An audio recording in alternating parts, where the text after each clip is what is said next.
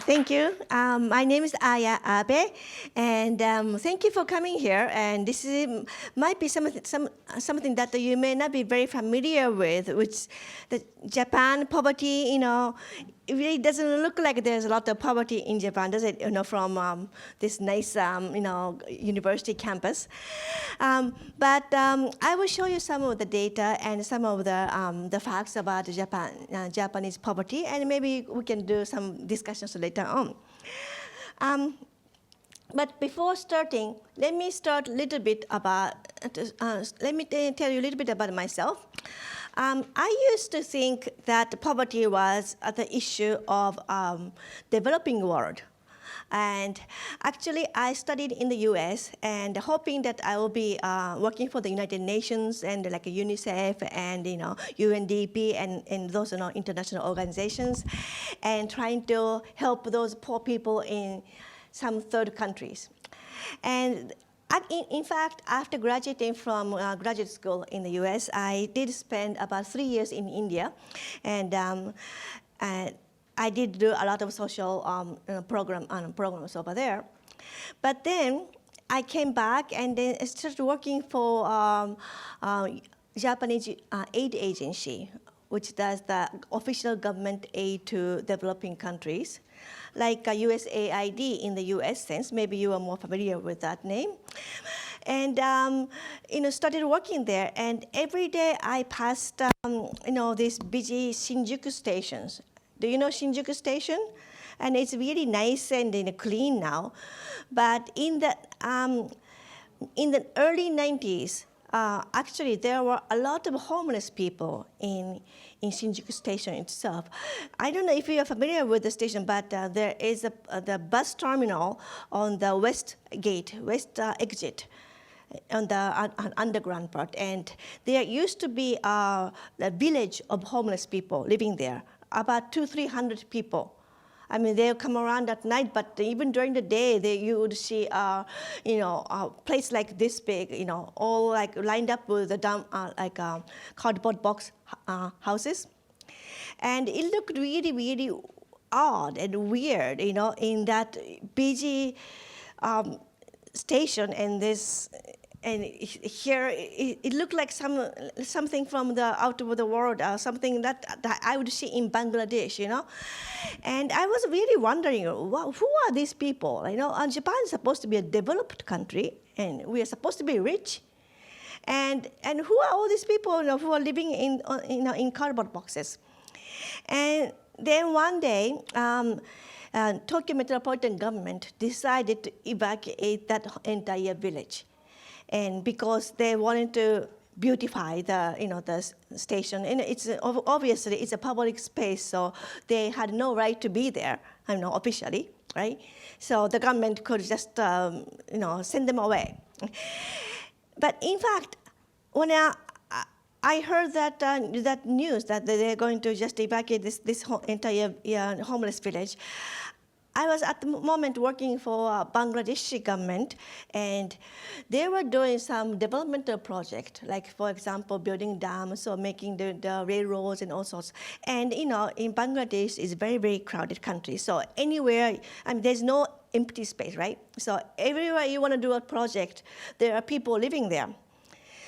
But as an aid agency from the donor side, my job was to tell the Bangladeshi government that you cannot really just send all these people away, even though they had no official right. They didn't have they didn't own those land that they were living on. It's a public space. But they've been living there, and they're making, they have families there, and they've been living there for generations. And then the Bangladeshi government just cannot just send them away, and then and not worry about them. As a government, as a responsible government, they should have a replacement land or a compensation for each family that had to be evacuated. And I was doing this kind of job, and then I was passing through the Shinjuku station, and then wow, are we doing the same kind of thing? Sort of, these people are living there. I mean, they are. I mean, there are very few families actually. Mostly they're all men who are out of their jobs. But still, I mean, definitely there are lives there. But and one day, Japanese government can just like send them away somewhere, you know, and not worry about them. And that's when I started to think, like, who are these people and why are they here? Why do they have to live in cardboard boxes in a really, really rich country, in a fairly rich country, in a sense? And then I started to look at some of the like statistics of poverty in Japan. And there were none. I mean, virtually there were no statistics. Official recognition of poverty in Japan was that there is none. But if I look at other developed countries, like the US and European countries, England, if you look at any of their statistics department homepages, you would see poverty statistics. Like, I mean, Temple University is American university, so I talk about the US, but, you know, the American poverty rate is quite high. You know, like 1 in 5 person in the US is in poverty, right? And US as a country is not a really poor country, right? It's one of the richest countries in the world, but still there are a lot of poor people in the US according to US government. But in Japan, I mean, we are also a fairly rich country, but still, I mean, the official statement was that there was no poverty, and even though that we see, I mean, we as citizens see these homeless people day to day, every day, you know, when we go to work or when we go to shopping, we kind of discarded them as, you know, well, they must be some other, I mean, these people might be drunk or alcoholic or something, some drug addicts or something, that they should not be there, you know? And that's when I began to think, maybe this official line is not really the truth. And then I started to work for, not really work, but as a volunteer, to do some volunteer work for the homeless people in Japan. And then I realized this is really actually a huge problem, and there's no one working on this. And I said, well, at least, I mean, I can work for Bangladeshi poor people, but, you know, Bangladesh, you know, the poor people would be probably better off by, you know, being helped by Bangladeshi people, you know. But Japanese poor people, probably these are the ones that I could really help. And so that's when I started to look into the Japanese poverty, and that's in the late 1990s. And I would really go back a little bit about you know, why Japan's poverty is so invisible. And there's this big thing of myth of egalitarian society in 1960s to 1980s. And even, I'm sure that a lot of people here also believe that Japan is a very equal country. Don't you think so? I mean, many people believe that. Even the Japanese people believe that. And even the non-Japanese people believe that. But actually, there was in the 1970s, there was a really, really big you know, phrase called 100 million all middle class, ichioku sochuryu, which means 100 million, which was the population of Japan at the time, all middle class. And, you know, this was a really nice thing to believe in, that, you know, we are a country, and we managed to achieve a very rapid economic recovery after the World War II without worsening inequality. So that was something that Japanese people all believed in, and we are very proud of that. But actually, this word came out in the 1970s based on the statistics at the time. But now it's almost 2020, right? So that means half a century has passed. But right before that, in the 60s, the Japanese government declared there's no more aftermath of the war, meaning that Japanese poverty problem was solved at the time. And then Japan as a society stopped thinking about poverty at the time. And for a long time, Japanese government didn't measure poverty rate or anything about poverty at all. And the Japanese official line was there's no poverty in Japan. The first signs of visible poverty in Japan started in the 1990s. This is a picture of a homeless man in Kawasaki, whom I visited periodically during the time I was doing a volunteer. And even, I'm sure many of you are too young to really remember this, maybe. But some of the older generation people who are here in Japan during this time might remember that we began to see a lot of homeless people on the street, right? And even then, that official line and also the most people believe that these homeless men are somehow, it's not a sign of poverty, it's that they are laziness or they have some alcohol problem or drug problem or family problem, or they are just like just dropouts of some system, So they are not really victims of some, economic slowdown or anything. So that's why Tokyo government decided to get rid of them from Tokyo Shinjuku station, right? But actually, these are the people who we began to see on the street, and after that, it took us almost 10 years from the first time that we were beginning to see the homeless people. There was a Lehman shock.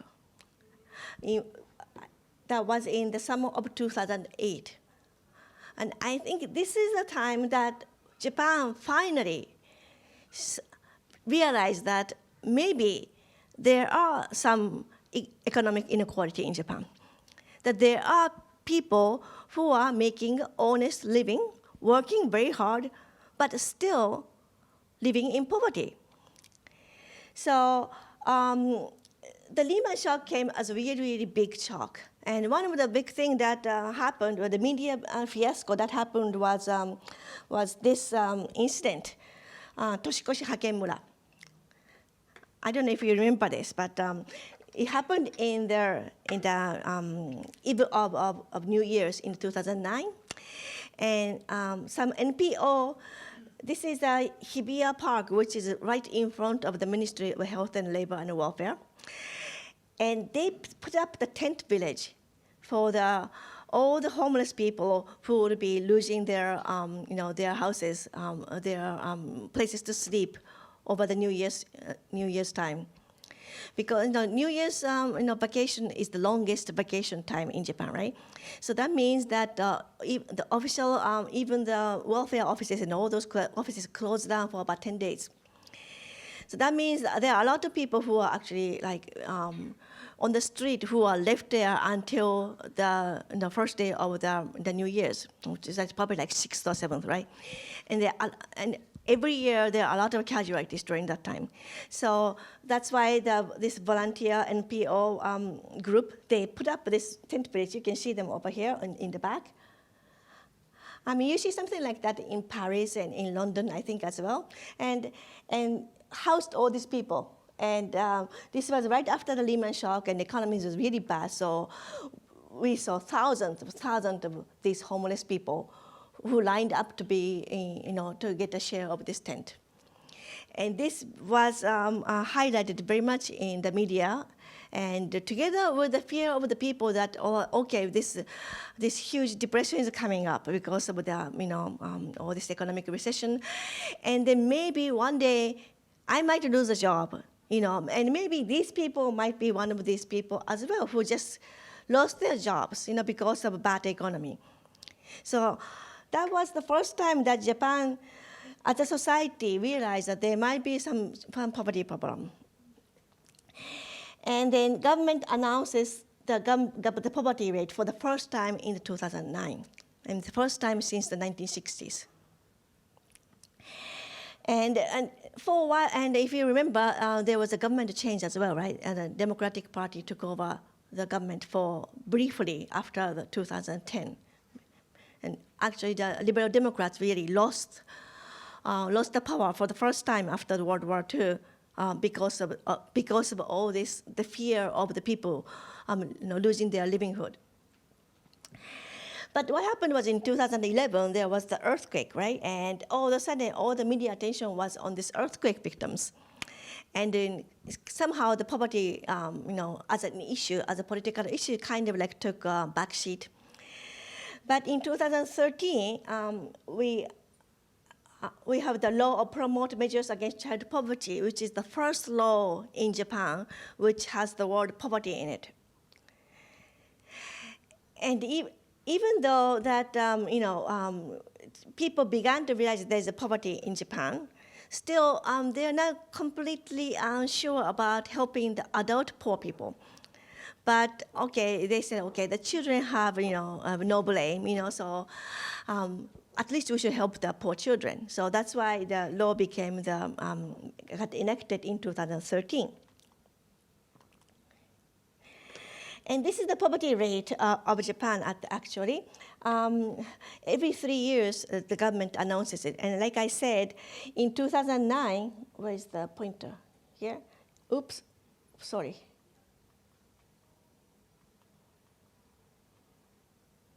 In 2009, the government backtracked and announced all the poverty rate back from 1985. As you can see, even though we, during the 80s and all of the 90s, Japan as a society completely ignored poverty as a problem, the poverty rate has been going up quite for a long time, since the 1985. 1985 is the first year we have this data. And then, still it is going up. The most recent data, which is the 2015, where is the pointer here? Yeah. 2015, it went down a little bit, especially for the poverty rate for the children, which is in orange. But this is because of the good economy in 2015. And as you can see, that this is up and downs of this line. That means this is the economic boost, and this kind of recession, boost, and recession, and boost. And so we don't know really what's going to happen for when the next recession comes. I hope it doesn't go up above this, but we don't really know that. So still, the Japanese poverty rate is going up. And the latest figure is 13.9% for children under 18, and 15.7% for the entire population. So that means 1 in 6 people, all of the people in Japan, and also 1 in 7 children in Japan is in poverty. And actually, the definition that we use for this poverty rate is the OECD definition, which is applied for all OECD countries. So if you are from an OECD country, you can go look it up in the OECD statistics, which is very easily available on the internet, and then you can look up your own country's poverty rate. And this is the poverty rate by age and by sex in 2015. And you can see that there are 2 peaks. One is the peak of the elderly, especially for women. So there's still a lot of poor elderly. And then there's another one, though, over here, of the children and youth. And this is what's been going on, actually, from 1985 to 2015, about 30 years, right? The poverty rate for the elderly is going down, and the poverty rate for the young is going up. So you can see, this going down, this going up. And this is not really odd, because actually it happened in all the countries that has made the public pensions and all those things. And you can see it in all of the European countries, and also all like US and Canada and all countries, whereas the public pension scheme is maturing, the poverty rate for the elderly goes down, and also we start to see the poverty problem of the youth. And Japan is the same, and also you can see that in 2015, the poverty rate for that 20 to 24-year-old, which might be your age, is like 18%. And this calculated using the household income. So if the youth is living with their parents, which is the case in a lot of Japanese youth, the parents' income is also included. So, I mean, it's not really a small problem. It's a really, really huge problem. And just to show you some international comparison, this is the UNICEF Innocenti report card, which compares the poverty of children in developed countries. And this is showing it's using the little bit different definition, but fairly the same. 60% of median household income is used as a poverty line, and relative child poverty rate. And Japan is over here. So it's not really the highest. The highest here is Romania, and I think Israel, and Turkey, and Bulgaria, and Spain. The US is over here. Greece, Chile, Luxembourg, and so forth, and Japan's over here. It's not really, I mean, one of the worst, but still, it's not really the best. I mean, definitely, I mean, kind of in the middle. And what does that mean? I mean, you can see that, still, I mean, 13%, I mean, it seems a lot, but I don't really see any starving children on the street, so how come, So what are the realities of these poor children? I mean, and I'm showing some of the data from the National Survey, and this is actually for the all household, and it is showing 3 years, 2007, 2012, and 2017. I'm sure, sorry, the notion is kind of like deleted, but the latest figure is 2017 in green, and it is showing the percentage of household which could not pay the utility bills in the past year. So about 3%, 3 to 4%, some of it like 8%. Rent is the housing rent, is what used to be very high at 80%, now it's about 5%.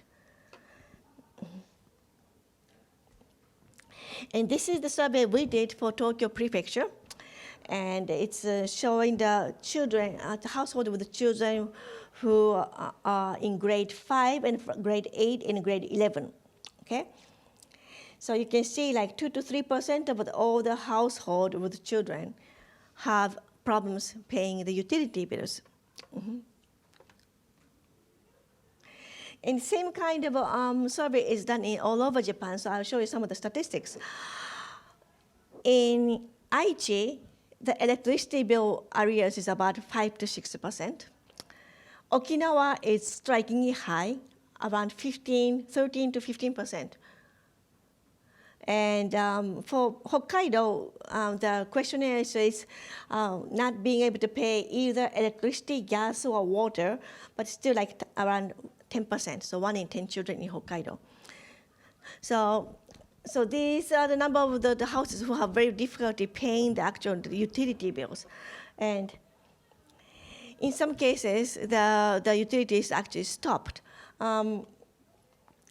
In the past this is in Osaka survey, in the past 6 months, there was a suspension of electricity or gas or water, and 1% of the grade 5 children applied to that, and 1.5% for grade 8 children. And this is for Okinawa, and the span is a bit longer. For past 10 years, there was a suspension of electricity, gas, or water. And you can see, like, for example, the grade 5 children, and they're about 10 years old, right? So their lifespan is 10 years old. So in their lifespan, 1 in 10 children in Okinawa have experienced not having electricity or gas or water in their house. So you can see, I mean, this is reality of poverty in developed countries. I mean, you do not see them on the street or anything. But if they go home, they might be living in a house with no electricity. And because it's like kind of contained in the house, it's really hard to see. And this is the food, and this is the national survey asking parents In the past year, have you experienced not being able to buy food for your family? And for two-parent, three-generation household, so two parents with great grandparents, grandparents living with them. So if you include, once in a while, often sometimes once in a while, about 10% of them said yes. And for one-parent household, one-parent, two-generation household means one parent without any grandparents, about this much. So, quite a lot of them are experiencing not being able to buy food, and it's about 6.9%. Actually, I put this in the questionnaire for this national survey, and I did this because USDA in the US also has the Food Insecurity Index, which asks the same kind of thing. Have you ever experienced not being able to buy? And the numbers are quite high, so I wanted to see what is the number in the US, in Japan. And I found out, even in Japan, there's a quite significant number of food insecurity. And what are the characteristics of poverty in Japan as compared to for other countries, other developed countries? More than anything else, like like the ones I show over here, household type determines the likelihood that you would be in poverty. Especially the one-parent household has a very, very high poverty rate. I didn't bring the graph here, but the poverty rate of a one-parent household is more than 50%, which is the highest among the OECD countries.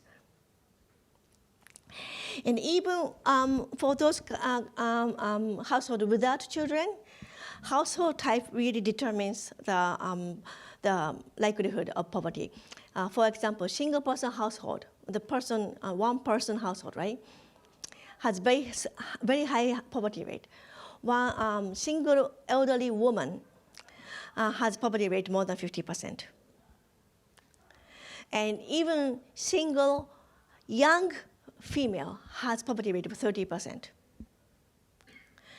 So if you follow the traditional life course of living with your parents until you get married, and then you get married and have children, and your husband is alive and well, and then your children will go off and form their houses, and then you are with your spouse, until he or she dies.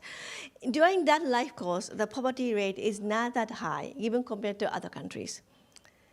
But if you deviate from this normal life course, you end up, the likelihood that you end up in poverty is really, really high compared to other countries. Like if you get divorced, or if you are a spinster and do not get married, or if you are, your spouse, dies early, that kind of thing is really sure a way to get you into poverty. And this is especially so for women, but also for men as well. Another thing is that, especially in Europe, poverty is very much closely linked with not having a job, but unemployment. So if you look at all of the like OECD report or country reports of European countries, one of the best way to alleviate poverty is to create jobs, to tackle the unemployment problem. But actually, that is not the problem in Japan. If you see that unemployment rate in Japan is very, very low compared to other OECD countries. And it's even lower now with a good economy. The problem is the working poor, the people who have full-time jobs but not earning enough. And that is because we have a two-tier, two-structure labor market of regular workers and non-regular workers, Seiki and Hiseiki workers. And Hiseiki workers, even if they are doing the same kind of jobs, their wage rate per hour is much lower than the regular workers. And moreover, they are laid off much easily, and they're not protected by social insurance. So even though we have the public pension system and the public health insurance system, we have to pay into it, as a premium, right? And if you are a regular worker, your company pays at least 50% of the premiums, and the part that you have to pay for your own is kind of like woven into your salary, right? So you don't really have to pay. But if you are a non-regular worker, even if you are doing the same kind of job, you are not covered by any of these employer-based insurances. So you have to pay your own national pension and national health insurance. And we have very small labor union to negotiate wages against the employers. And even if we do have labor union, they usually exclude non-regular workers. And unemployment insurance is there, of course, but the coverage is fairly short, like 3 months. And after that, you have to, there's no insurance payment. So this kind of like labor market inequality really pays into the poverty problem. And another thing is government plays very little role in alleviating poverty. Let me show you some of the graphs.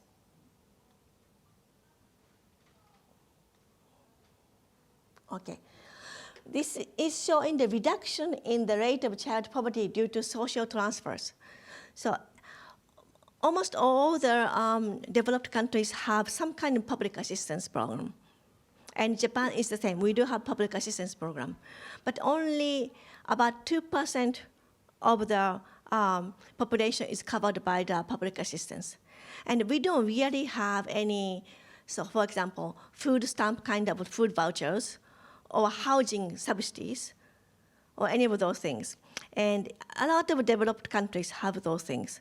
Like in the US, I think the recipient rate of food stamps or voucher aid or housing stuff, at least I think the food stamp is more than 15% of the population is receiving some kind of food assistance.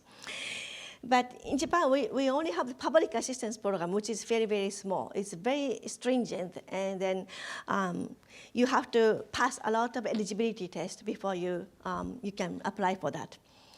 So you can see Japan is over here. Actually, the reduction in the rate of child poverty is very, very small.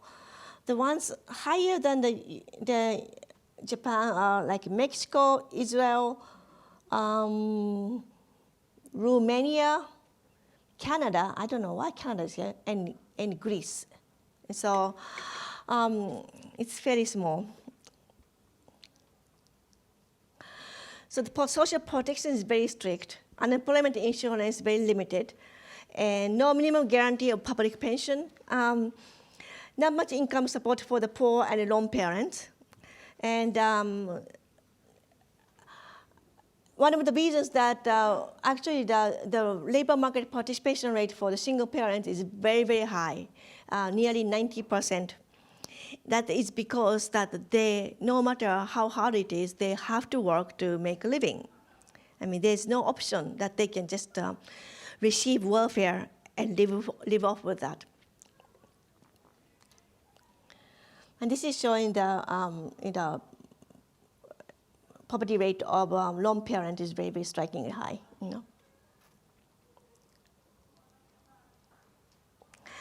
And because of that, the law that passed in 2013, we are beginning to see some progress. But still, the public assistance remains very small, and there's no real progress in the divided labor market. And the rate of child poverty rate is not really small, as I showed you, but it is beginning to see in some really peculiar ways. For example, if we look at the neonatal mortality rate, Japan's performance is very good compared to other countries. We are the lowest rate among the OECD countries. But if we look at the suicide rate of adolescents aged 15 to 19, Japan is quite high. It's much higher than the OECD average.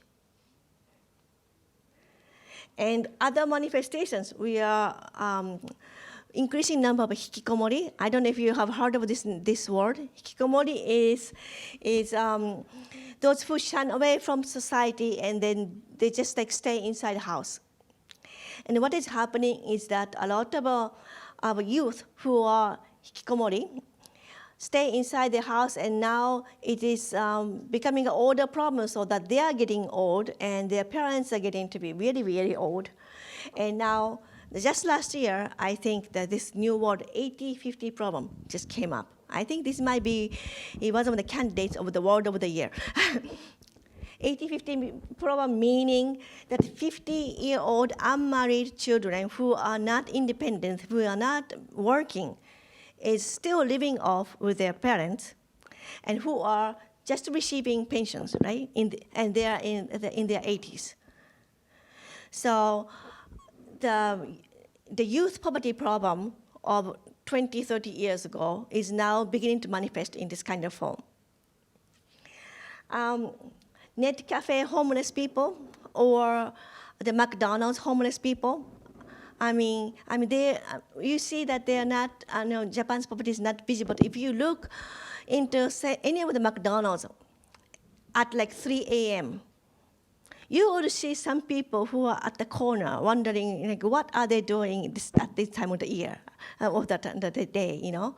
And probably they will be there the next day if you go and look. So depression among adolescents is beginning to climb very high. And futoko, which means like not going to school during their mandatory education age, is also going up. And then, so we do not see poverty in the form of, for example, like graffitis on the street or the homeless people on the street. But we definitely do have poverty problem, and it is kind of like internalized, and we do not really, it is manifesting in the form of like psychological problems, and like in their own, like almost like they're hiding from the society. You know, they are too ashamed to be poor, so they hide away in, late night McDonald's or in their parents' houses. And that's why we do not really see them. And but that does not mean that we do not have to do something about them. And I really hope that I can discuss with you, some of the ways that we can help these people or help policies, and it would be great if I can get some great ideas from you. Thank you very much. My name is Joan Doi. I'm a long-term resident of Japan, and I wanted to first thank you very much for outlining this extremely unfortunate issue and ongoing issue.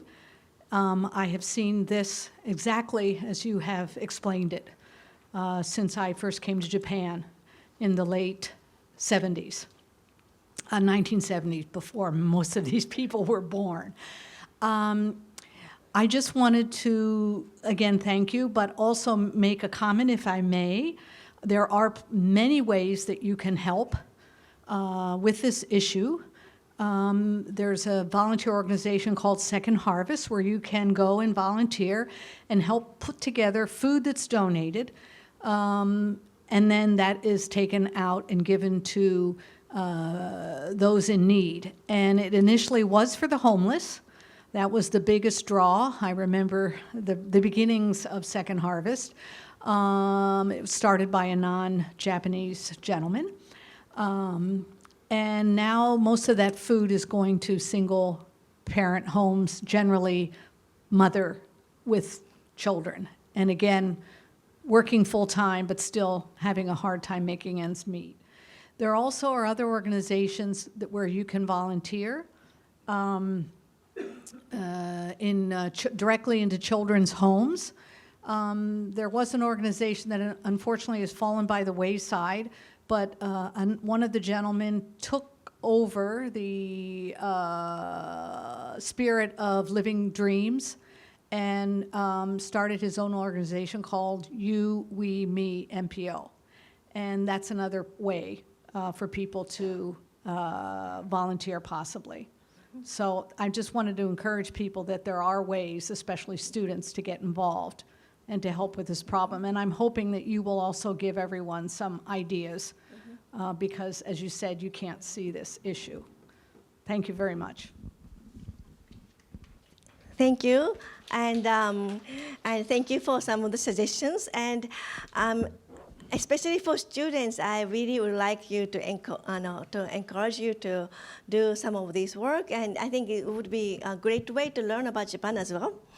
And besides the food pantry, and there are a lot of volunteer organizations which teach children some academic skills.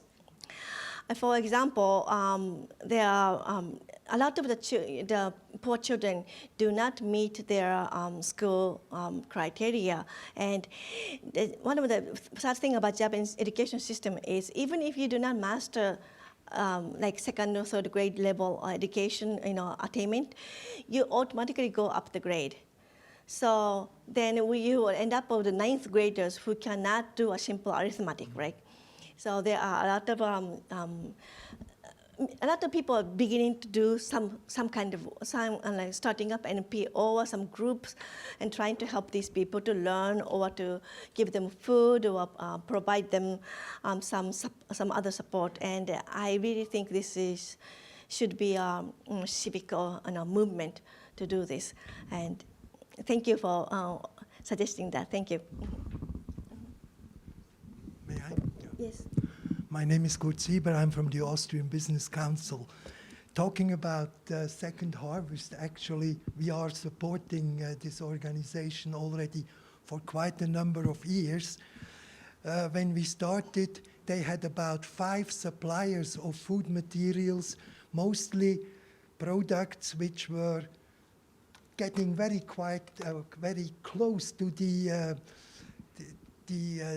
dates or best to use date. So, but that has been working very well, and they have now more than 1,000 Japanese corporations, food manufacturers who are supporting them. We are also supporting one institute, kind of school for orphans in Shinagawa, which is also greatly appreciated. And we are just going to have the Christmas party for them again, and so on, as we are doing. But I also would like, if you allow me, to make some comments. The first, of course, which is very clear out of your presentation, for which, by the way, I thank you so much. That has opened many eyes, I think, is that.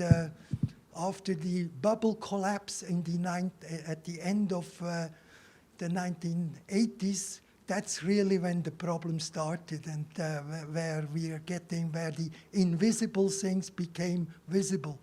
This morning we had, on a different subject, a meeting, a breakfast meeting at the Foreign Correspondents Club. And I had, by chance, a teacher, an elementary teacher, sitting next to me, and we somehow got to that subject, and she explained that it became visible in her school during the summer holidays, because when the school was running and operating, the children got their lunch break or their lunch at the school, but they didn't get anything to eat during the summer vacation when there was no school. The school was closed. And many people did not have, or many children did not get any food for a whole day. That's separate. But yes, yeah, the question now comes. Yeah. The question is, what are the concrete measures done by the Ministry of Health, Welfare, etc., following the 2013 introduction of this new law? Thank you so much. Thank you. And also, thank you for enlightening us on a lot of the new development. And like food pantries and also the second harvest and all this, what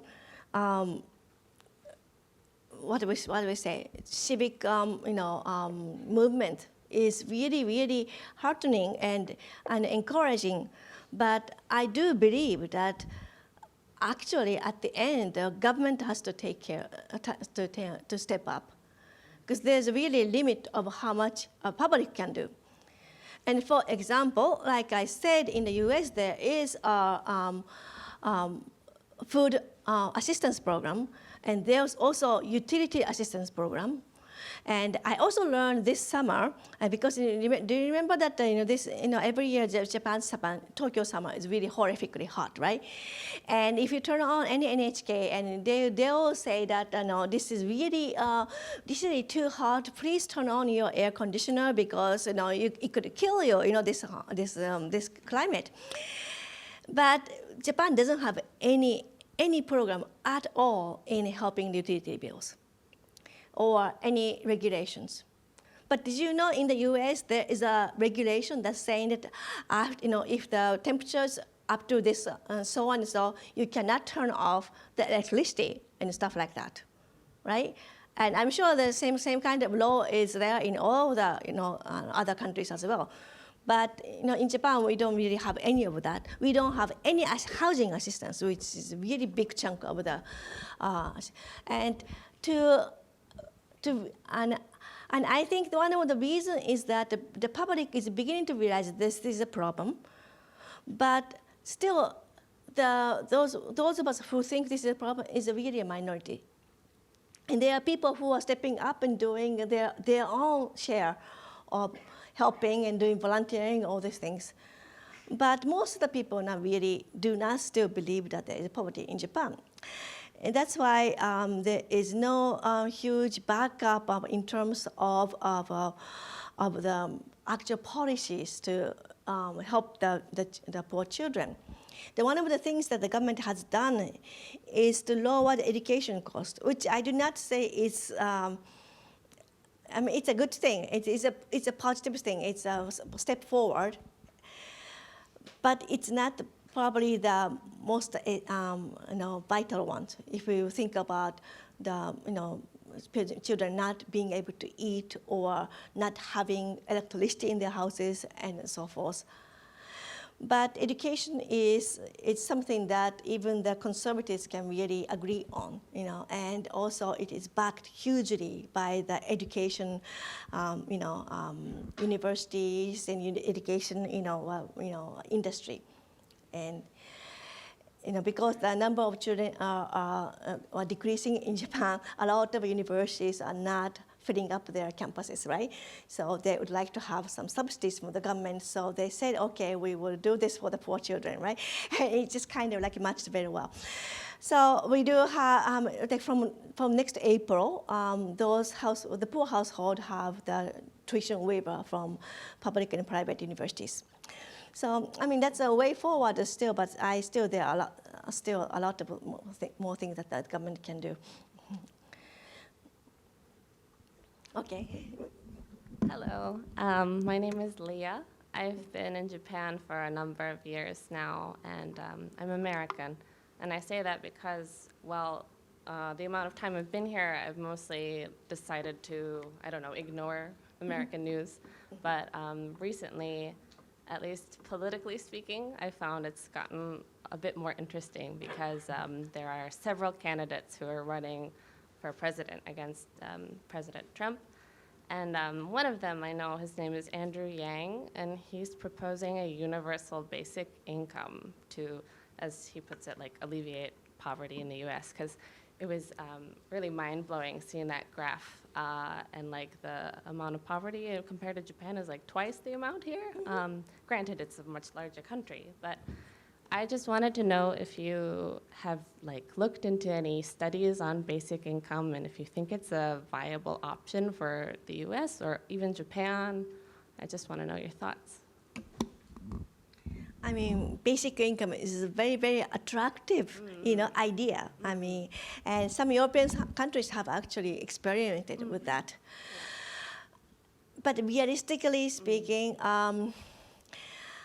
if it's really partial basic income, like for example, child benefit can be a basic income. So if it's a fixed amount, and that can be given to all households with the children, with no strings attached. So in that way, it can be introduced, and I think that would help. And that would probably help a lot in the U.S. But I don't know if I don't really believe in U.S. political climate.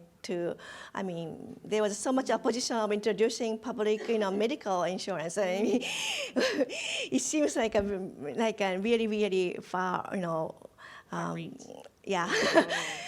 But in Japan, I think that for the children part, they might, but our problem is, I mean, the idea might catch on, but our problem is the budget.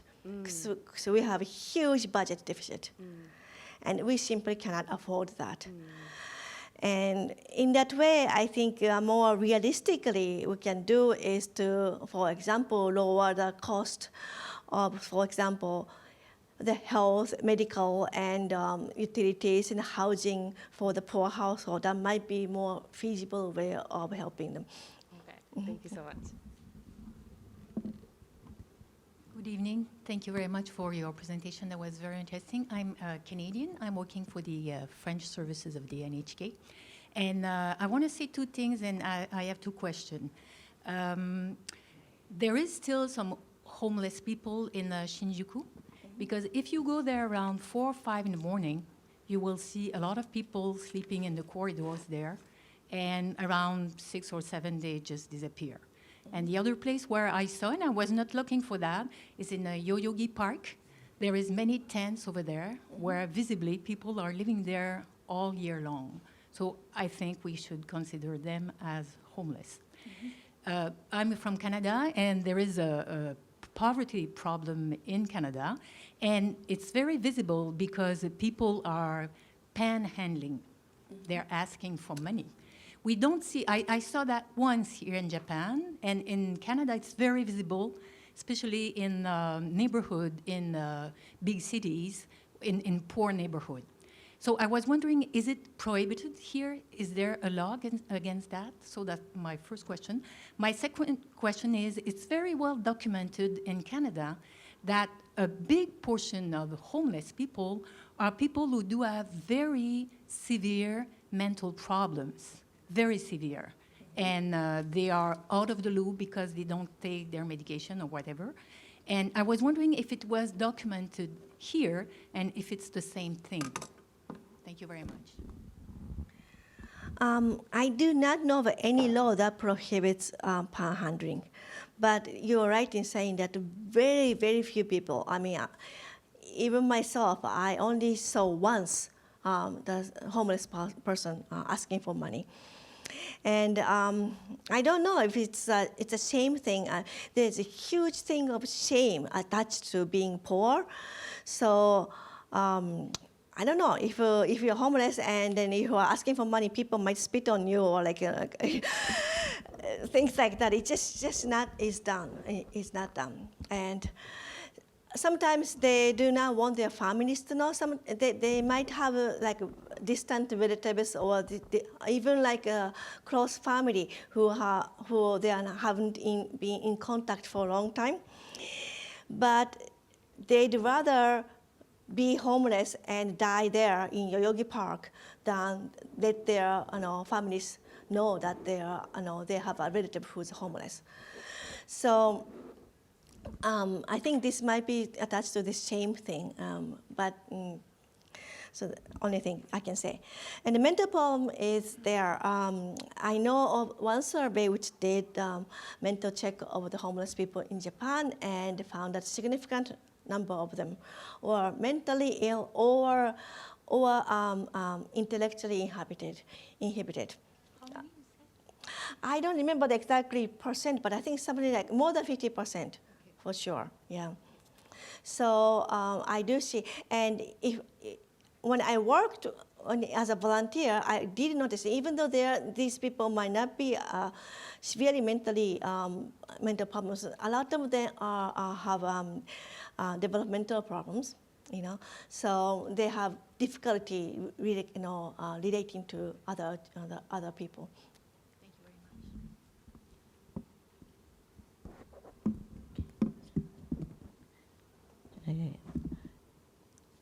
I am Hisako Watanabe, a child psychiatrist of 45 years of practice in Keio University Pediatric Department.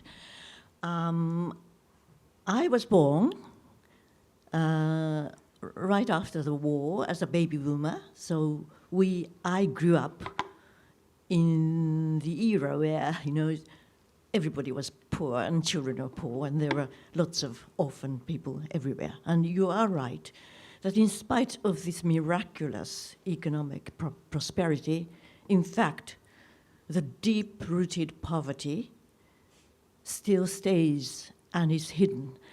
And I have just come back from Okinawa, where 3 out of, 1 children suffers from,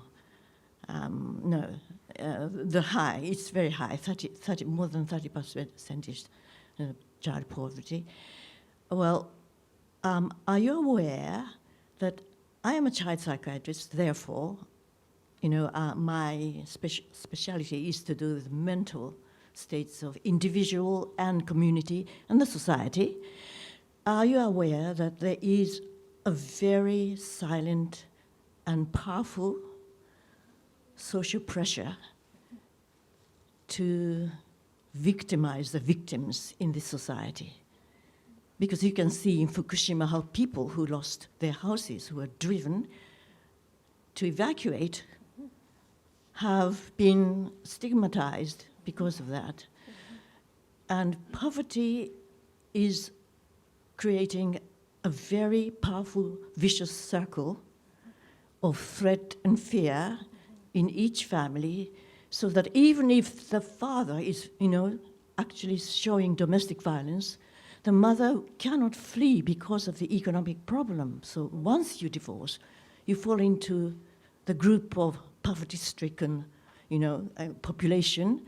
She wants to flee, but she does not want to inflict this poverty on the children. And what happens is the devastating result of hikikomori, school refusal, and children who cannot, well, of course, graduate from childhood, who haven't even had the quality of basic human life.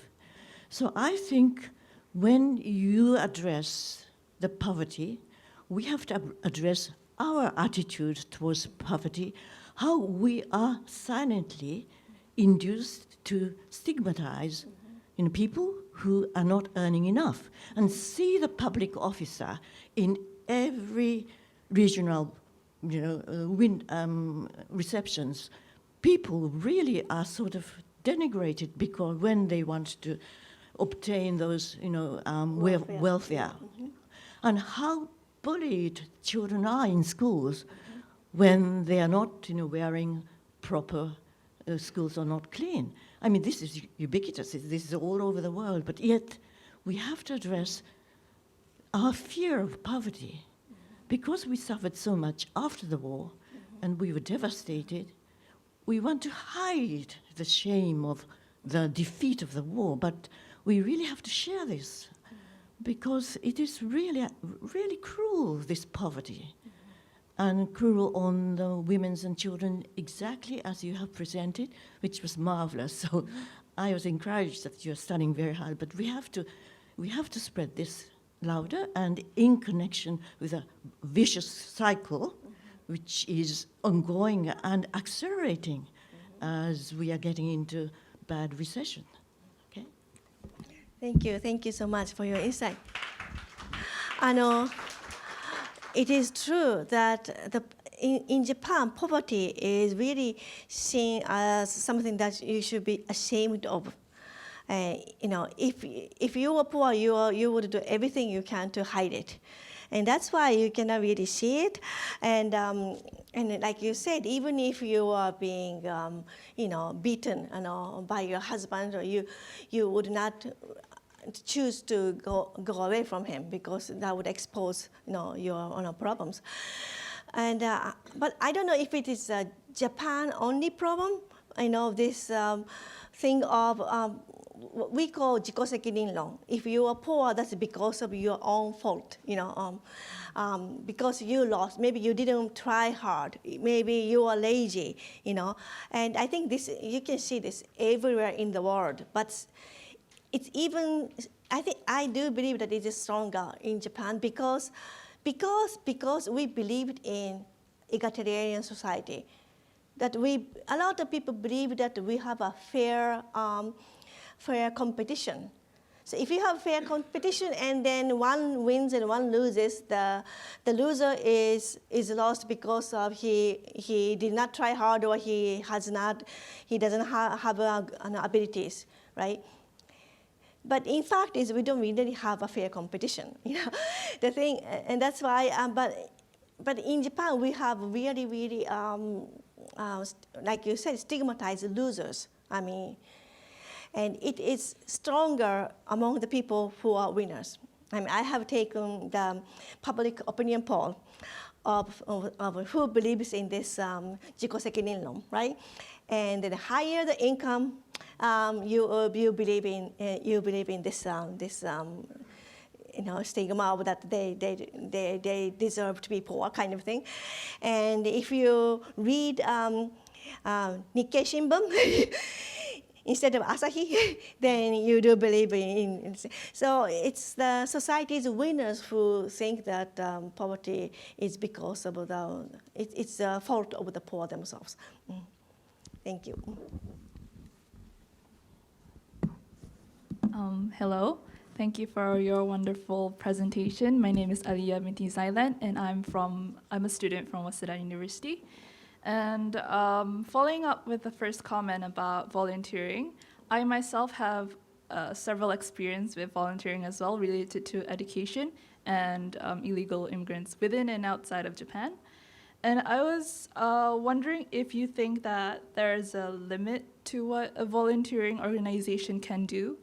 And so the question is, do you think that volunteering activity or such creates a dependency among those who need towards the volunteer organizations? Because I don't know, I personally think it will not solve the problem in long terms. And another question would be related to the psychological problems that you've stated. Has the Japanese government worked on concrete methods to help solve these hikikomori or depression or futoko among Japanese adolescents? Thank you. I do not believe that volunteering or getting help from volunteer organizations create a sense of dependency, because right now these poor people are so incapacitated. They are so deprived of their own self power. What do we say?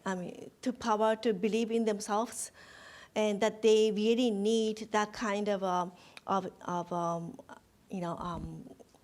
assistance, little bit of a helping hand. It doesn't have to be like handouts. I do not think charity is the case, but they need to be told that it's okay to be poor, and I would be your friend, despite of that.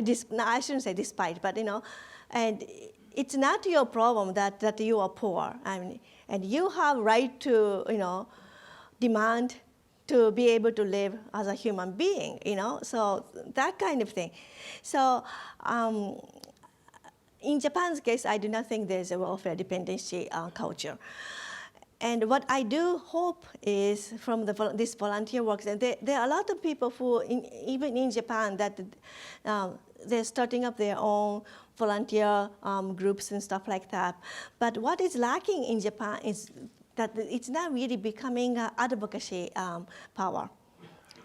Japanese people are not very good at advocacy. So it doesn't become a political movement.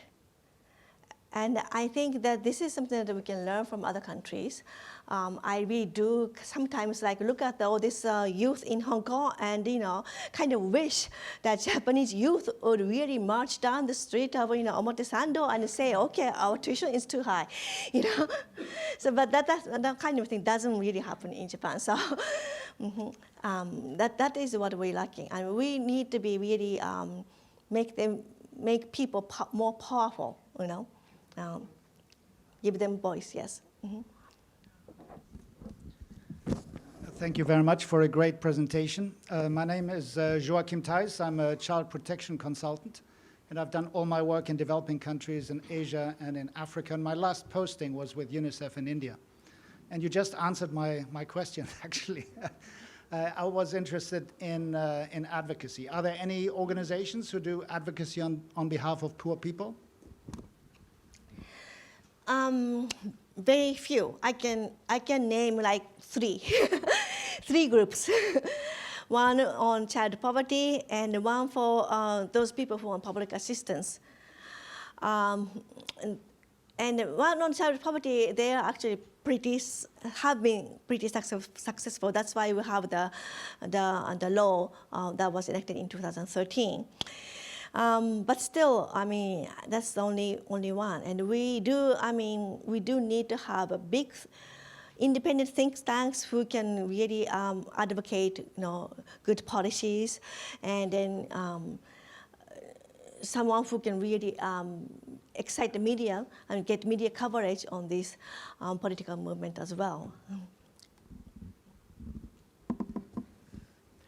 Thank you very much for coming today. I'm Thomas Meyer. I teach here at TUJ. I wanted to ask a little bit about policy making, and I apologize if I'm asking you to repeat a little bit of your presentation, because I think some ideas have already been expressed. You've described how poverty is being measured now. You've described maybe some of the measures or maybe some of the half measures that have been taken to deal with poverty. What, in your opinion, kind of best explains the lack of political initiative from, say, the ministries or the central government? Thank you very much. Well, I think when it comes down to the actual the living standard, the cash benefits the poor household with children most. And our cash benefit is really, really small. We have the child rearing assistance for the single mothers. And I think 5 years ago, they finally raised it for the second child from 3,000 yen to 5,000 yen per month.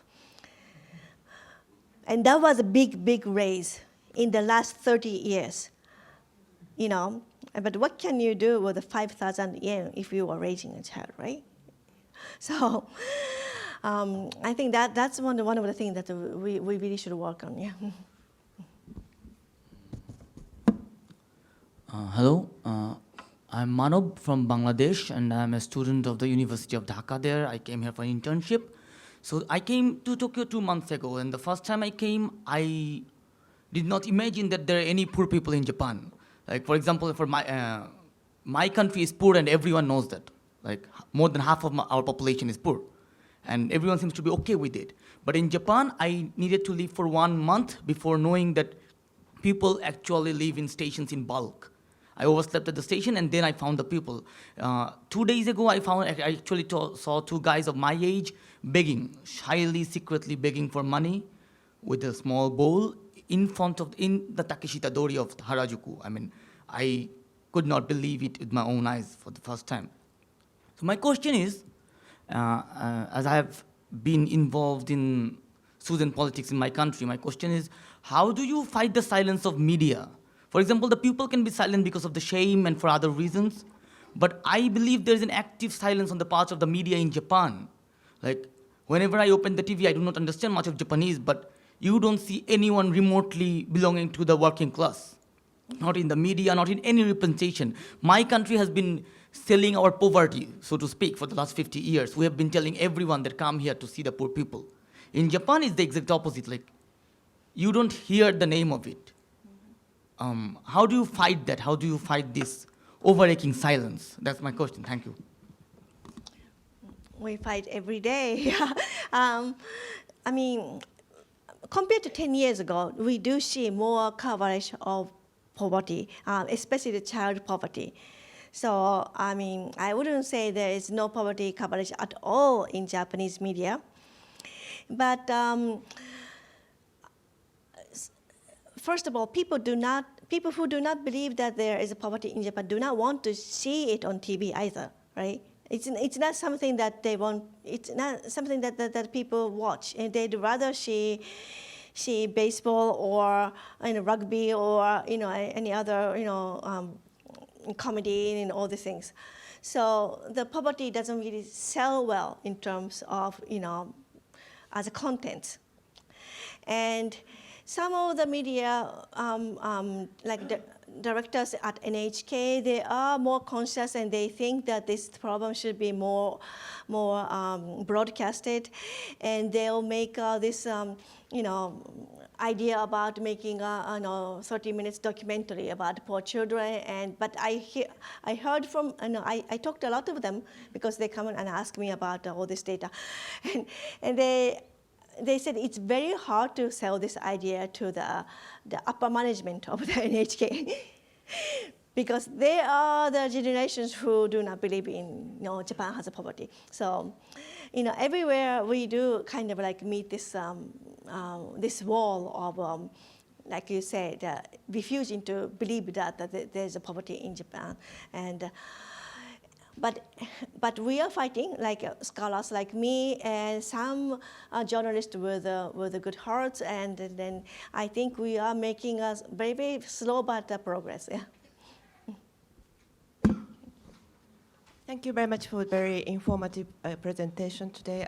I work for Tokyo International University, and I do research into gender issues, and always gender issue is associated with the poverty, like single mother issues.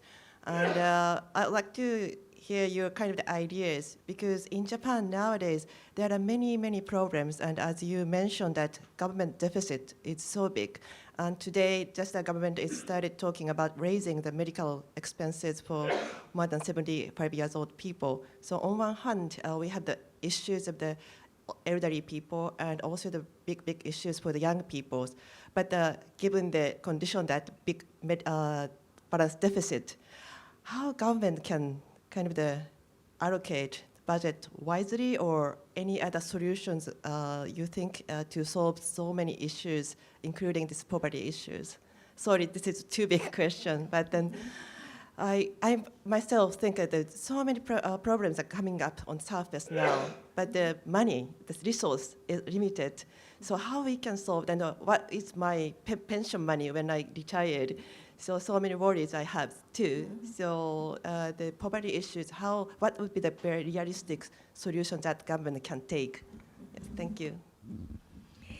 The answer to that, at least my answer to that, is that we cannot have a win-win solution for that. So we cannot help the not raise the cost for the elderly at the same time, solve the child poverty at the same time, keep up the pension and all the stuff. We have to give up something, and that also means that the regular people have to pay more taxes. And Japan's tax rate is one of the lowest in OECD countries. Like the consumption tax is going up from 8% to 10% was a really, really big deal, right? And if any of you are from Europe, you probably say, right? But people are not used to paying taxes, and they want so many things. But we have to prioritize, and I am advocate of child poverty, so I say child should be the #1 priority. And I also understand there are also other people who say, okay, the elderly issue is the #1 priority. But the society has to decide which is more important. And it's not only the elderly versus children or youth, right? It's even among the elderly, there are people who can afford more and people who cannot, who are in poor as well. And right now, I think the people who are kind of on the affluent side of the society is winning in this battle of just at the same time that they're talking about raising the medical cost for the elderly, they say they're going to give the more pensions to those people whose pension income is more than 50万円 per month, right? Like, Jesus, where did that money coming from, right? You know, so we do have to keep on fighting, and the society has to decide which is more, has higher priority. And to do that, we really have to let people know that the child poverty is a problem. Hello, I'm a student also from Tokyo International University. And first, I want to thank you for your presentation. And my question is, judging from the attitude and efforts of the government and the general community right now, in your opinion, do you think this problem of child poverty will get better or worse in the future, and why? Thank you. Thank you. Well, it's hard to say, but I don't want to be apathetic. It's easy to say, okay, there's nothing we can do. The Prime Minister Abe is going to stay there forever, that kind of thing. But then, that also means that you're giving up. And I do want to believe that we can make a change. And even in the last 20 years, while I was working on this problem, there was some progress. So we just have to keep on fighting. We just believe that it's going to get better if we keep on fighting. Richard Solomon from Beacon Reports. So I have a question, but I've got to pose this carefully because poverty is a terrible thing.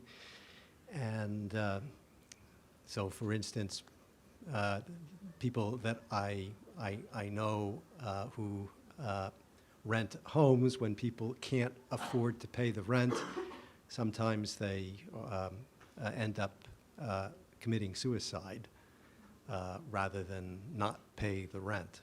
And so this is terrible.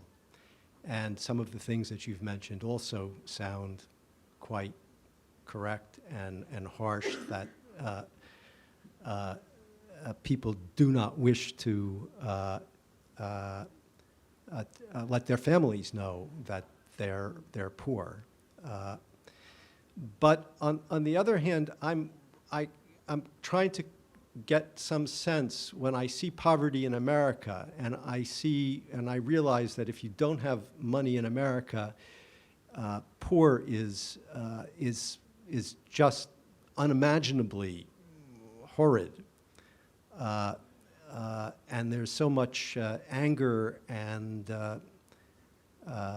violence as a result. But you see none of that here. So I'm wondering whether there are other factors, perhaps people in the community that support, quietly are supporting those individuals in poverty, in need. And I'm wondering if you could maybe compare the two societies, Western versus Japanese, so I can get a better sense of the definition of poverty, if you would. Thank you.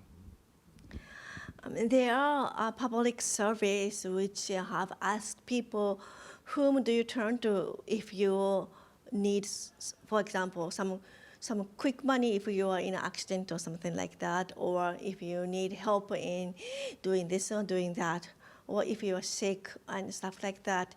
And comparing the results from the US and Japan, and what is apparent is Japanese people almost completely rely solely on their families, or immediate families. And not communities, not religious groups, not friends, not even colleagues from work. I mean, the colleagues from work plays a really big role in socializing in Japanese society, but still, not from colleagues, but entirely on families, immediate families. Not even uncles and cousins and like that. So everything is really like taken into this small unit family, and they want to hide it, and they want to solve all the problems on their own, and if they cannot, they just like stay like that in the group. And that plays on very, very strongly in Japan. And that's one of the reasons that you do not really see people so much on the street either, because they are like in their families. Even this happens also in disability as well. You will see a lot more disabled people living with their immediate families, even they're grown up. And it's a really big worry for parents who have disabled children, because they would take care of their children until they die, and then they really have no one to rely on after they die. So it's a really big cause of problem. And so this kind of thing, I think, is very particular to Japanese society. And I don't know if it's a cultural thing, or it's a Japanese specific thing, or it's an Eastern thing, Confucius thing, or anything like. But at least in Japan, what I can say is Japanese people do not have any support from the society except from their immediate families.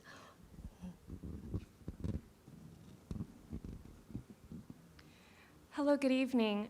My name is Katrina, and I'm a recent and proud graduate of the Fletcher School. Oh, yay! And so I think other people have alluded to parts of my questions, so forgive me, but since poverty is such a gargantuan problem and it clearly requires a holistic approach, I'm curious whether you think that the first barrier to alleviating poverty in Japan lies as a structural problem or the cultural issues. And you mentioned some characteristics that are unique to Japan, and I was wondering, beyond the US, how Japan compares to other countries with a similar poverty rate, or other Asian countries that share unique characteristics such as heavy dependence on immediate family. And what I find this particular slide very striking because it translates how child poverty manifests itself into adulthood. And so I wonder if in the paths that we consider to alleviate poverty, whether we also need to frame this as an adult issue for better social integration for these folks who could hopefully break out of the cycle of poverty, whether that's providing education that they should have received, or just knowing how to work with other people. Is that something that we also need to consider going forward? Thank you. First, I don't know if I can answer all your questions, but I really do not know if this is a Japanese thing or Asian thing or Eastern Asian thing. And I am learning a little bit about poverty in other countries, but in other Asian countries. But I think they are at a really different stages of their development right now. A lot of them newly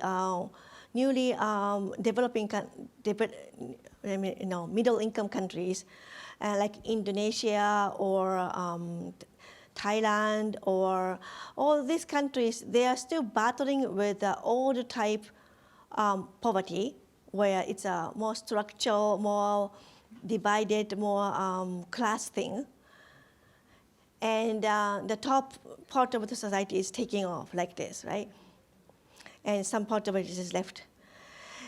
But in Japan's case, the developmental stage is very different. We have already passed this skyrocketing, high development stage in the 60s and 70s.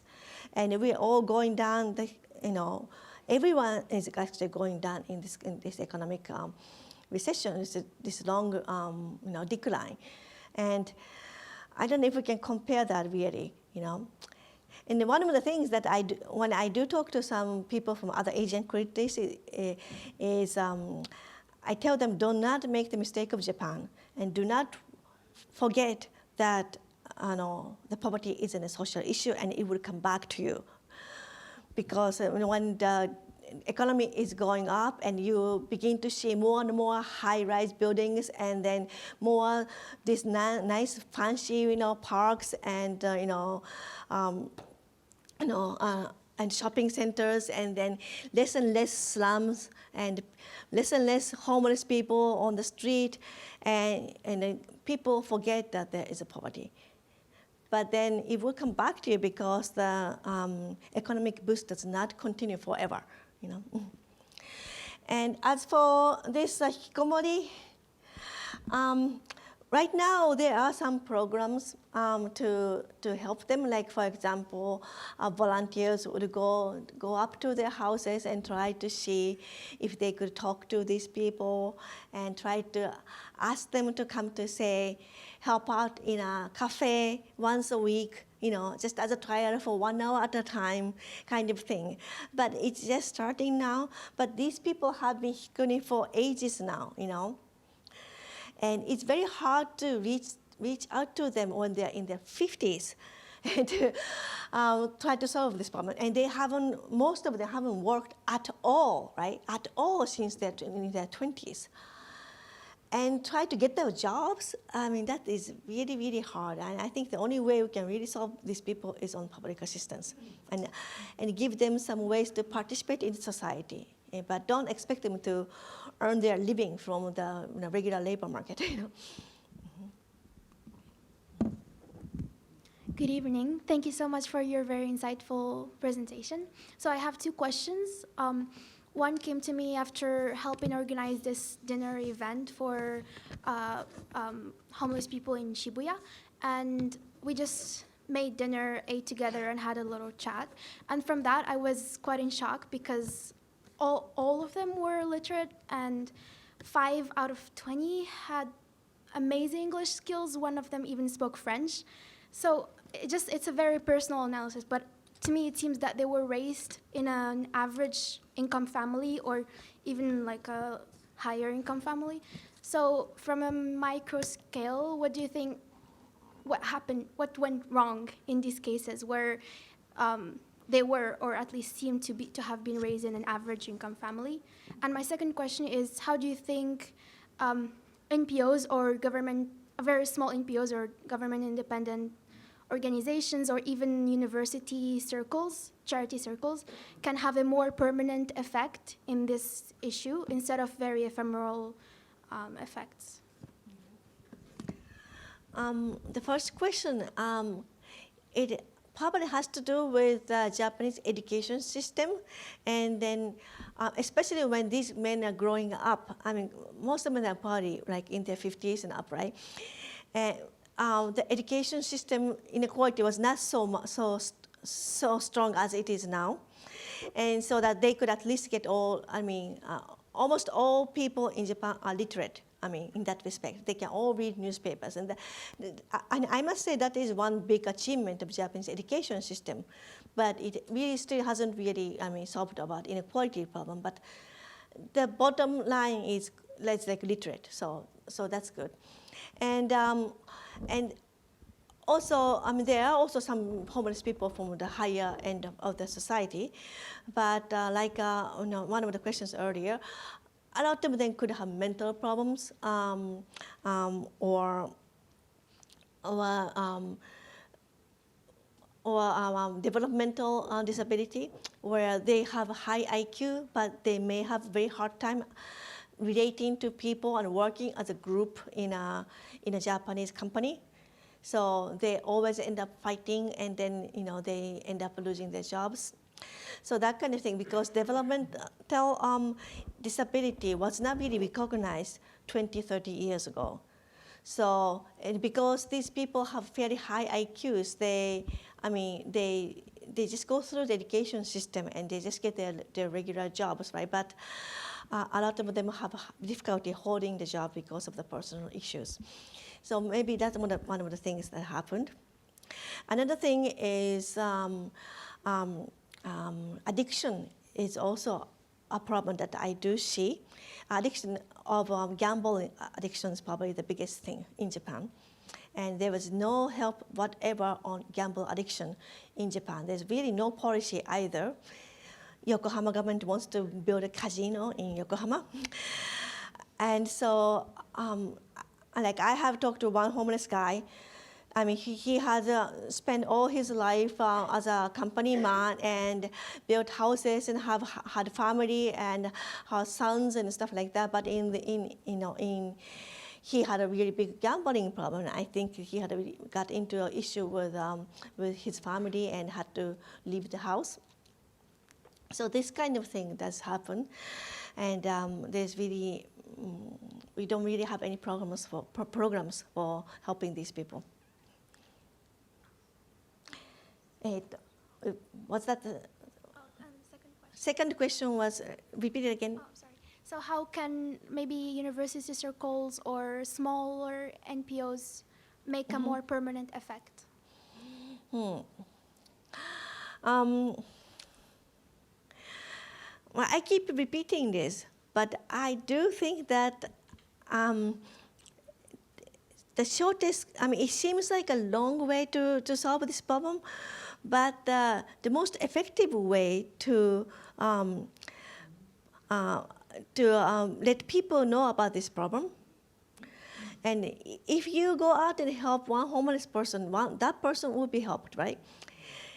But that's all. I mean, that's still a big thing, but still, it doesn't really go beyond that. But if you let your friends know about the poverty issues in Japan, if you have your university circle has like seminar like this and let 100 people know about this problem, then I think the people, would get to know this is a real problem, and then we can maybe change the policies. You can actually influence the policies. Right now, there are just so few of us who know about this problem. Thank you.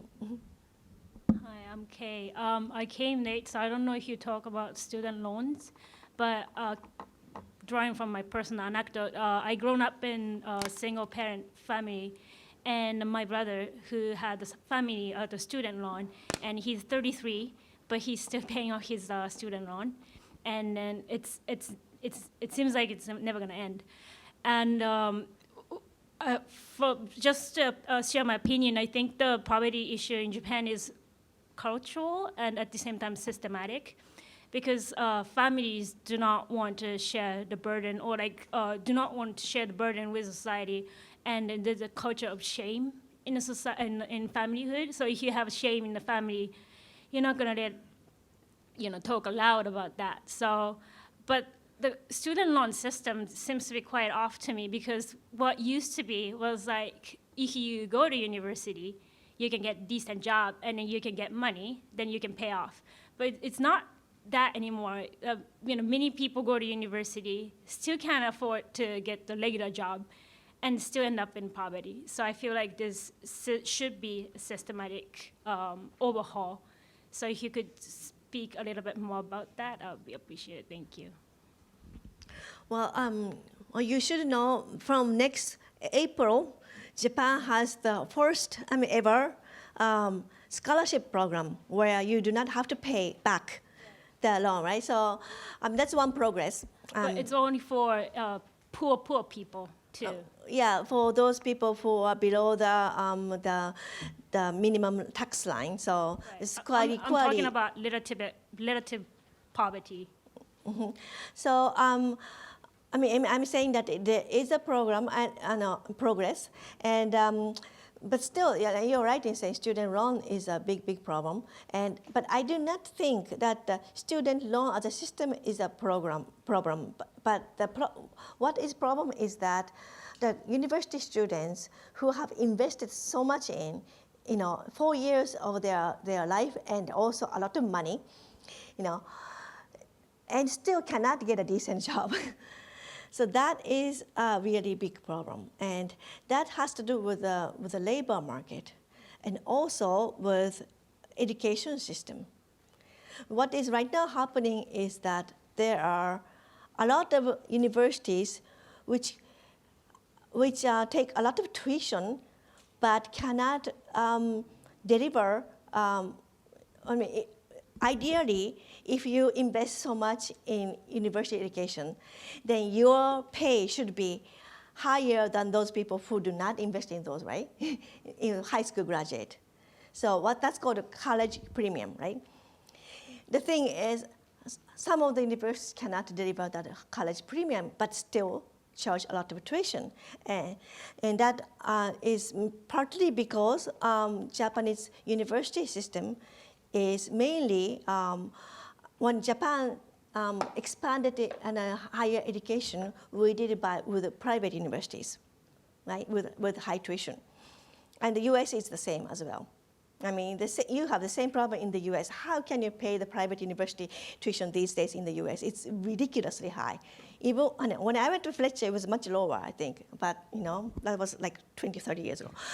But the thing is, if you've charged that much of a tuition, then you should be able to have, have students who can earn that much money, and you should provide that much education to them. But a lot of universities do not do that. So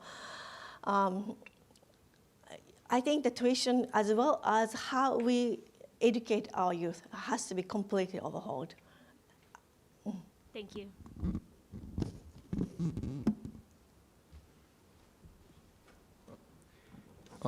Hello, my name is Alan Sanchez, and I'm a student at TUJ. And so my question is, and first of all, I just want to say thank you for making this presentation. But throughout this presentation, I think for me, it's become quite clear that there's kind of like a couple of ways to see how this problem has come about, of like people that are in poverty and willing to overlook their poverty or stay silent on it, and also the problem of women that are in danger of poverty. And so my question would be that, from the viewpoint of the government, do you think that it would be more feasible for the government to try to support those who are already in poverty, or instead to try to support those women, who empower them, to provide them jobs, to get a living wage, to support their families that are near poverty or already in poverty? Okay, thank you very much. I would say that the government needs to do both. Let me first start with the second one of helping the women to earn their living. I mean, that would be the ideal if we could really educate them, train them to have a job that can be well paid, so that they don't have to really rely on any government welfare or anything. The thing is, to do that, we have to really completely overhaul the labor market, or the two-tier structure system that we have right now. And that is going to take time. That is going to take a long time, because it's not only for the poor women, it's for the entire, 70% of women's labor force is in non-regular work, right? 70%. So that's it's a huge, huge, huge problem. And then it's not going to change overnight. The first option is more realistic. Helping them right now in meeting their, food needs and utility bills and paying rent, and that can be done right now, and if we have money, right? And at least, it's a government decision thing. And if the society decides this is a high priority, at least, for example, women who have small children should be able to live on a fairly well standard, living standard. Then we can do it, with it's just a political will. So I think that has to be done. Because we do not really do anything right now. At the same time, we have to do something about the labor market. So it will be like a two-track thing. Thank you so much for your answer. I'm the last one? Okay, lucky me. Hi, I'm John McLaughlin. I'm with the U.S. Department of Education here on a Mansfield Fellowship, and an alumni of Temple University, Japan. And my work in the U.S. Department of Ed is actually coordinating the homeless education program. I do also juvenile justice, child welfare. Our office has a much larger program for districts with high poverty rates. And so to bring the focus maybe a little back to children in poverty and potentially the role of schools in getting access to services and resources for them and their parents, I'm curious if there are school districts or schools even in Japan that have done a good job collaborating with public agencies or nonprofits And also, I'm interested in either immigrant children or children who may have one parent who's a foreigner, and there might be an additional language barrier, and there's lots of paperwork, as you were talking about the eligibility to fill out for different kinds of subsidies. Are there places schools that are doing a good job supporting those children and their parents? Thank you. Probably in the U.S. as well, but we have system called school social workers. And one of the government's policy is to increase the number of school social workers. And but still, it depends on each district, because education board is for each district or each municipality, and they decide to hire how many school social workers they for their own district. And right now, I mean, the government is supposed to increase the number, but some of the cities, they have like one school social worker for the entire city, right? So she goes to one school one day, and maybe she will be able to go back to the same school like 3 months in, that on. So that kind of thing. So right now, we do not really have school social worker, and a number of school workers that is enough to cover the task. So, but for those municipalities which did invest more on school social workers, there are some who, they are the ones who are supposed to contact the welfare office if there's a problem, and also contact the families as well. So right now, it's very hard for teachers or principals to do that job, to contact the family, negotiate, and trying to figure out what kind of needs they need, and try to connect them with the right agencies and stuff like that. And but if there's an able school social worker, he or she should be able to do that.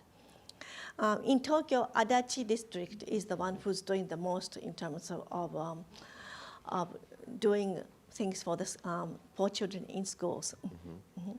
Including foreign students? Foreign students, it really depends on the municipality to municipality, because some municipalities, like you would see, like half of the students in elementary school are from with a foreign origin. And some other parts, not at all. And for those places like Shizuoka, they have fairly large, foreign children living there. So they are doing some more. But I went to American public high school as a Japanese 15-year-old, and the kind of care that I was given in the U.S. school, it just does not compare. Like I was in the English as a second language class for 3 months, complete entirely with like one teacher for 5 hours and kind of thing. And none of the Japanese schools have that kind of program. So even if the good ones, they might provide some outside help outside the classrooms, but there are very few that, I don't think there are a lot of help in terms of like teaching them Japanese or trying to teach their parents Japanese and that sort of thing. Okay. All right, well, thank you very much for, of course, bringing this topic to us tonight and answering questions.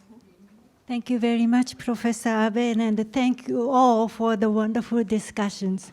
Let me make one announcement. We have one more event, last event this year, next Tuesday. That's Irezumi versus tattoo. So it's kind of flashy title. We're going to invite one academic from who has been doing research on tattoos, and also invite one tattoo artist. So it will be, I hope, interesting to you, and see you there tomorrow, next Tuesday. Thank you very much again, Abe Sensei, and thank you. Have a good night.